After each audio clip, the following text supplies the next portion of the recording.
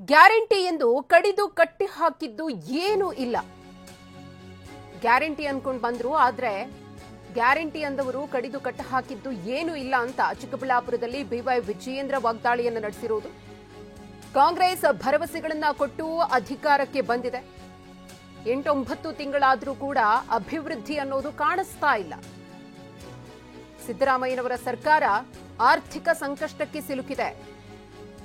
ಈ ಆರ್ಥಿಕ ಸಂಕಷ್ಟವನ್ನ ಮರೆಮಾಚುವುದಕ್ಕೋಸ್ಕರ ಕೇಂದ್ರದ ಕಡೆ ಬೊಟ್ಟು ಮಾಡ್ತಿದ್ದಾರೆ ಅಂತ ಬಿವೈ ವಿಜಯೇಂದ್ರ ಅವರು ವಾಗ್ದಾಳಿಯನ್ನು ನಡೆಸಿದ್ದಾರೆ. ಸಿಎಂ ಸಿದ್ದರಾಮಯ್ಯನವರು ತಮ್ಮ ಜವಾಬ್ದಾರಿಯನ್ನೇ ಮರೆತಿದ್ದಾರೆ ಅಂತ ಬಿವೈ ವಿಜಯೇಂದ್ರ ಹೇಳಿದ್ದಾರೆ.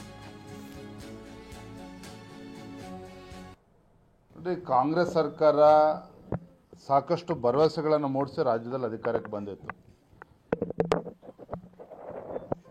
ಆದರೆ ಇವತ್ತು ಸರ್ಕಾರ ಬಂದು 8-9 ತಿಂಗಳುಗಳಾಗಿದೆ. ಯಾವುದೇ ಒಂದು ಅಭಿವೃದ್ಧಿ ಯೋಜನೆಗಳು ಇವತ್ತು ಅನುಷ್ಠಾನಕ್ಕೆ ಬರ್ತಾ ಇಲ್ಲ. ಯಾವುದೇ ಒಂದು ಹೊಸ ಯೋಜನೆಗಳು ಸರ್ಕಾರ ಕಾಂಗ್ರೆಸ್ ಸರ್ಕಾರ ಬಂದಮೇಲೆ ಒಂದು ಹೊಸ ಯೋಜನೆಯನ್ನು ಕೂಡ ಇವರು ನೀಡಿಲ್ಲ. ಬರಗಾಲ ಬಂದಿದೆ. ಇವತ್ತು 500ಕ್ಕೂ ಹೆಚ್ಚು ರೈತರು ಆತ್ಮಹತ್ಯೆ ಮಾಡಿಕೊಂಡಿದ್ದಾರೆ. ಹಿಂದೆ ಬರಗಾಲದ ಬಂದಂಥ ಸಂದರ್ಭದಲ್ಲಿ ಭಾರತೀಯ ಜನತಾ ಪಾರ್ಟಿ ಸರ್ಕಾರ ಇದ್ದಾಗ ಯಡಿಯೂರಪ್ಪನವರು, ಬಸವರಾಜ ಬೊಮ್ಮಾಯಿ ಅವರು ಮುಖ್ಯಮಂತ್ರಿ ಇದ್ದಾಗ ಯಾವ ರೀತಿ ನಾವು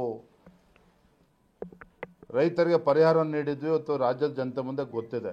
ಆದರೆ ಈ ಸರ್ಕಾರ, ಮಾನ್ಯ ಮುಖ್ಯಮಂತ್ರಿಗಳು ಸಿದ್ದರಾಮಯ್ಯನವರು ಅವರ ಖಜಾನೆ, ರಾಜ್ಯದ ಖಜಾನೆ ಇವತ್ತು ಬರಿದಾಗಿರ್ತಕ್ಕಂಥ ಸಂದರ್ಭದಲ್ಲಿ